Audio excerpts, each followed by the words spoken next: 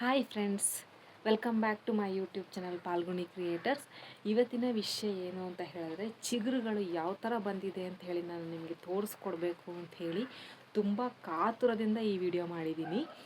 ಇದಕ್ಕಿಂತ ಮುಂಚೆ ನೀವೇನಾದ್ರು ನನ್ನ ಚಾನಲ್ಗೆ ಸಬ್ಸ್ಕ್ರೈಬ್ ಆಗಿಲ್ಲ ಅಂದರೆ ಈ ಕೂಡಲೇ ಸಬ್ಸ್ಕ್ರೈಬ್ ಆಗಿ ಹಾಗೂ ಪಕ್ಕದಲ್ಲಿರೋ ಬೆಲ್ ಬಟನ್ನ ಕ್ಲಿಕ್ ಮಾಡಿ. ಇದರಿಂದ ನಾನು ಯಾವುದೇ ವಿಡಿಯೋ ಮಾಡಿದ್ರು ನಿಮಗೆ ನೋಟಿಫಿಕೇಷನ್ ಅನ್ನೋದು ಬರುತ್ತೆ. ಬನ್ನಿ ಇವಾಗ ಬೇಗ ಹೋಗಿ ನೋಡ್ಕೊಂಬರೋಣ.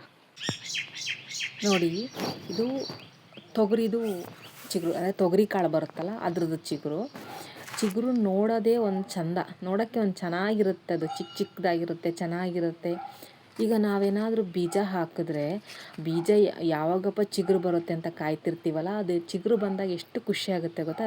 ಇದೆಲ್ಲ ನೀವು ನೋಡ್ತಾ ಇರೋದು ತೊಗರಿದ್ದು. ಇವಾಗ ಇದು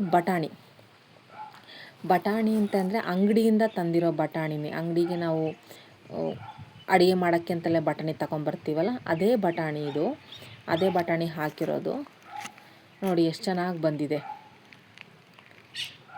ಒಂದು ಚಿಕ್ಕದು, ಕೆಲವೊಂದು ದೊಡ್ಡದು ಇರ್ಬೋದು, ಆದರೆ ನೋಡೋಕ್ಕೆ ನೋಡಿ ಎಲ್ಲ ಸೇಮ್ ಇದೆ, ಚೆನ್ನಾಗಿದೆ ನೋಡೋಕ್ಕೆ ಇದು ಅಲ್ವಾ.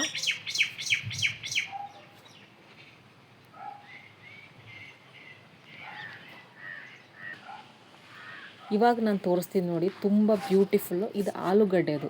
ನಾನು ಪೊಟ್ಯಾಟೊ ಫಾರ್ಮಿಂಗ್ ಅಂತೇಳಿ ಒಂದು ವಿಡಿಯೋ ಮಾಡಿದ್ದೀನಿ. ಅದ್ರಲ್ಲಿ ನೀವು ನೋಡ್ಬೋದು ಆಲೂಗಡ್ಡೆನ ಯಾವ ಥರ ಹಾಕಿದ್ದೀನಿ ಅಂತ ಹೇಳಿ, ಯಾವ ಥರ ಬೆಳೆಯೋದು ಅಂತೇಳಿ ತೋರಿಸಿದ್ದೀನಿ. ಬಟ್ ಇದು ಆಲೂಗಡ್ಡೆದು ನೋಡಿ, ಒಂದು ಗ್ರೀನ್ ರೋಸ್ ಥರ ಇದೆ. ಅಷ್ಟು ಕ್ಯೂಟ್ ಇದೆ, ಅಷ್ಟು ಚೆನ್ನಾಗಿದೆ ನೋಡಿ.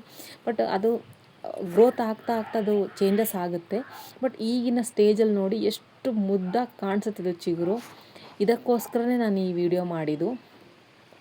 ಈ ವಿಡಿಯೋ ನಿಮಗೆ ಇಷ್ಟ ಆಗಿದರೆ ಲೈಕ್ ಮಾಡಿ, ಶೇರ್ ಮಾಡಿ ಹಾಗೂ ಸಬ್ಸ್ಕ್ರೈಬ್ ಮಾಡಿ. ವಿಡಿಯೋ ನೋಡಿದ್ದಕ್ಕೆ ಧನ್ಯವಾದಗಳು. ಮುಂದಿನ ವಿಡಿಯೋದಲ್ಲಿ ಸಿಗೋಣ.